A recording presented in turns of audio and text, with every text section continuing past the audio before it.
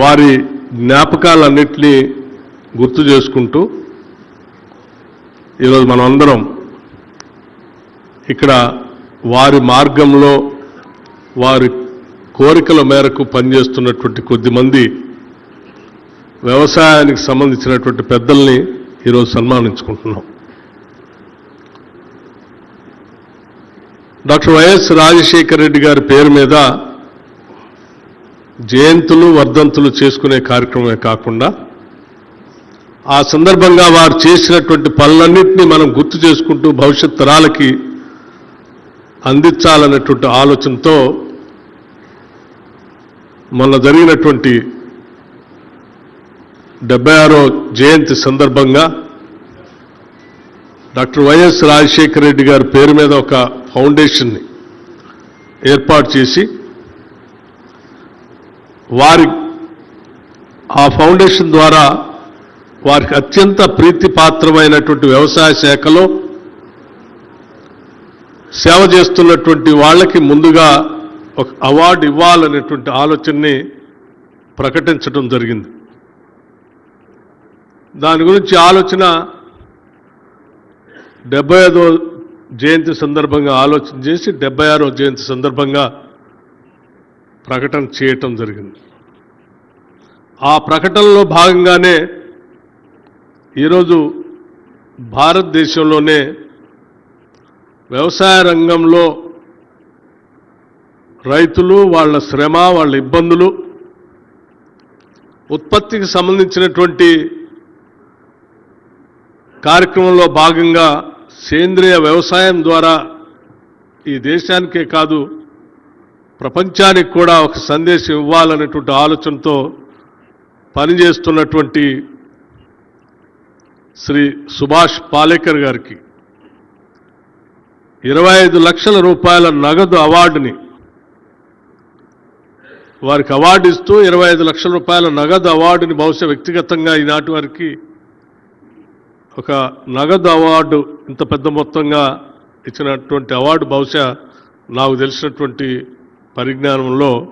ఇదే మొదటిది అనుకుంటున్నాను నేను. అటువంటి అవార్డుని వారు మిత్రులుగా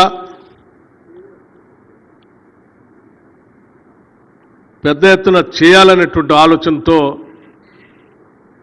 డాక్టర్ రామచంద్రరావు గారు వారి మనవళ్ళు ముందుకొచ్చి మాస్టర్ సాత్విక్ శ్రీరామ్ గారు,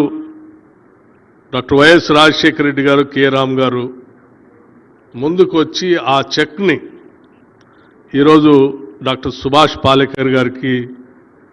అందించినటువంటి ఈ సందర్భం నిజంగా ఆ ముగ్గురు చిన్నారుల్ని నేను మనస్ఫూర్తిగా అభినందిస్తా ఉన్నాను. ఈ అవార్డు మొట్టమొదటి అవార్డు ఆయనకి ఇష్టమైనటువంటి ఆ వ్యవసాయ కార్యక్రమం పైన ఇస్తూ భవిష్యత్తులో కూడా ఈ అవార్డు ప్రతి సంవత్సరం కూడా ఇవ్వాలనేటువంటి ఆలోచన ఈ ఫౌండేషన్ ద్వారా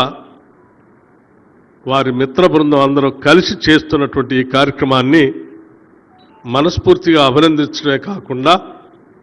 మనమందరం కలిసి వారి ఆలోచనల్ని, వారి మార్గాన్ని ముందుకు తీసుకొని పోవటం కోసం ప్రయత్నం చేద్దామని ఈ సందర్భంగా నేను మనవి చేస్తూ ఉన్నాను. డాక్టర్ వైఎస్ రాజశేఖర రెడ్డి గారు రాష్ట్ర కాంగ్రెస్ కమిటీ అధ్యక్షుడిగా ఉన్నప్పుడు, అలాగే కాంగ్రెస్ లెజిస్లేచర్ పార్టీ నాయకుడిగా ఉన్నప్పుడు, ఆ తర్వాత రాష్ట్ర ముఖ్యమంత్రిగా అయినప్పుడు కూడా వారితో కలిసి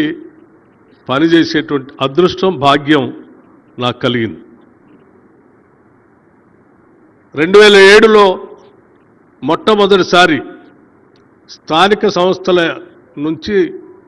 శాసన పరిషత్కి ఖమ్మం నుంచి నన్ను పోటీ చేసే కార్యక్రమంలో వారు ప్రత్యేకమైనటువంటి చొరవ తీసుకొని నిర్ణయం తీసుకొని ఆ శాసన పరిషత్కి నేను గెలిచి రావటం, ఆనాటి నుంచి తిరిగి 2009 శాసనసభ ప్రవేశించే నాటి వరకు కూడా చట్టసభల్లో ప్రజాపాలన గురించి, ప్రజల అవసరాల గురించి ప్రభుత్వం చేసే కార్యక్రమాలని ఏ రకంగా లేవనెత్తాలి, ఏ రకంగా మాట్లాడాలి, ఏ రకంగా వాటి అమలు చేసే కార్యక్రమంలో భాగం ఎట్లా పంచుకోవాలో వారి దగ్గర నుంచి చాలా స్పష్టంగా నేర్చుకున్నాం.